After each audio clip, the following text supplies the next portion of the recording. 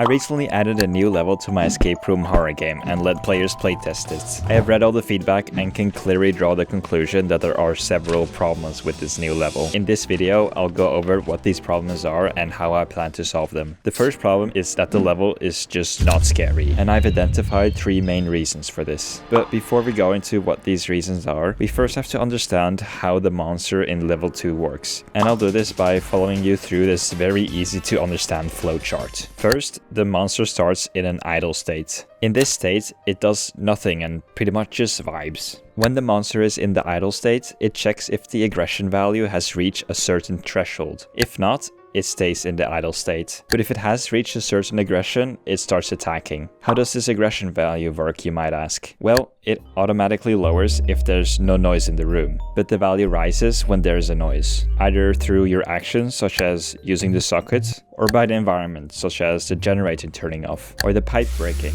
So, when the aggression value hits the threshold, the monster attacks. It makes a loud screech and vent banging sound, which notifies you that something really bad is about to happen. It then waits 4 seconds, acting as some sort of grace period, and after that checks if the player has plugged in the vent. If they have not, the player gets killed. But if they have, the attack is successfully defended and the monster goes back to its idle state. One major problem with this setup lies in the 4 seconds you get to defend yourself. It completely defeats the purpose of paying attention to the aggression value or being scared about the monster attacking you, because all you really need to know is if the monster is attacking you or not. I'll talk more about how I plan to fix this issue later. Another reason why the new level isn't scary is because the monster is predictable. This is because the moment the monster attacks can be linked with certain events within the level. It's not random, and once you know the patterns, it's very easy to recognize when it will attack. So the reason behind this problem lies in what I like to call the events. They work like this. Every 30 seconds, either the pipe or the cuckoo clock would make a loud noise, causing the aggression value I talked about earlier to go up quickly. And this would require your immediate attention to fix, because you don't want the monster to be attacking you. The problem here is that whenever one of these events would occur, it would almost always guarantee that the monster aggression would go over the threshold, causing it to attack. This made the monster way too predictable as a result. I even saw a playtester plug in the vent as soon as an event would happen, because they knew that the monster would attack because of it. The final reason why the new level isn't scary is because there's no tension building up.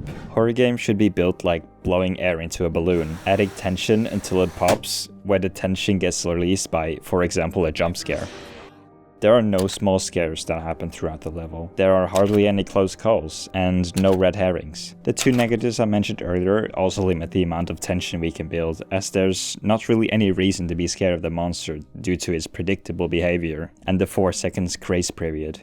The second problem with the new level is that it's way too difficult. I've already had a reputation of making my previous games way too hard, such as Pirate Bagger and Emag Akan's Gnoll, and this is once again one of those occasions. One problem I often face is what ChatGPT likes to call developer difficulty or developer bias, where you basically make a game way too difficult because you, the developer, are too familiar with the mechanics and intricacies of the game. Before I release a new version, I first playtest the game myself to measure if the initial difficulty I've set is the difficulty I want it to be, but then unintentionally make it more difficult because I know how to play the level in the most optimal way. This is why having other people playtest your game is super important. It decreases the risk of the difficulty being way above what it should be. The final problem is that the level is frustrating. According to this website, frustration is caused by the following factors. Level 2 fails in several of these factors. It's quite clear from the feedback that players are not sure how the game mechanics work, and this is due to the inadequate information or unclear instructions. Let's consider the vent lamp that you can turn on. No clear information is given about it. It's just there for you to plug in, but at no point do you clearly know if it actually does something. Does it calm down the monster? Does it give you information about how aggressive it is? The same goes for the mechanics of the monster. What actual sounds that you make affect it, and how can you tell?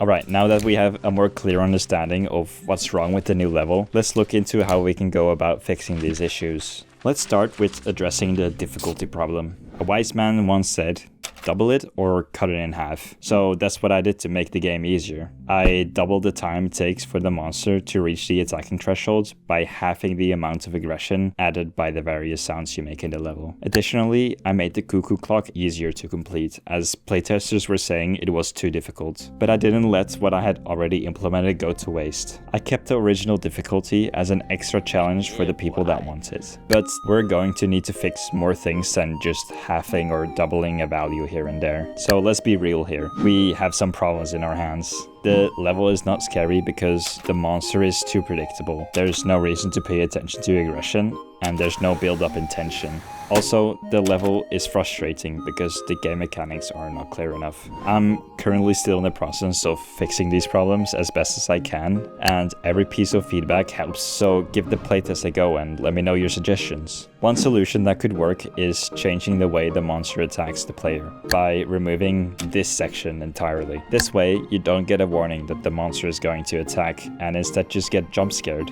Also, instead of the fan acting as a full block to the attack, it could act as a deterrent used to prevent the attack by reducing the aggression. So if the monster does attack, it's too late to save yourself. With the mechanics set up like this, you have to pay attention more to what happens before the aggression reaches the threshold for attacking, and thus it could make it more scary as it builds tension for longer. We can fix the frustration by adding more mechanics that help players understand how the monster behaves. For example, adding some kind of sound sensor that could measure the current audio volume of the activity that you're doing, or a mechanic that could measure the aggression of the monster. Having these elements could make it more clear that it's important for you to know how much sound you're making, or how aggressive the monster is. Finally, we can increase the general scariness by having the monster do more scary things. It could, for example, reach down to unplug a lamp, or there could be a chance that it tries to grab you unexpectedly and you have to plug in the fan to cut its tentacle off so you don't get pulled up into the ventilation. Adding small things like this could increase the tension and add air to the tension balloon I talked about earlier. I've been working hard on other improvements to the game, such as bug fixes and creating an improved way of charging the generator. If you have any other suggestions of how I can fix level 2,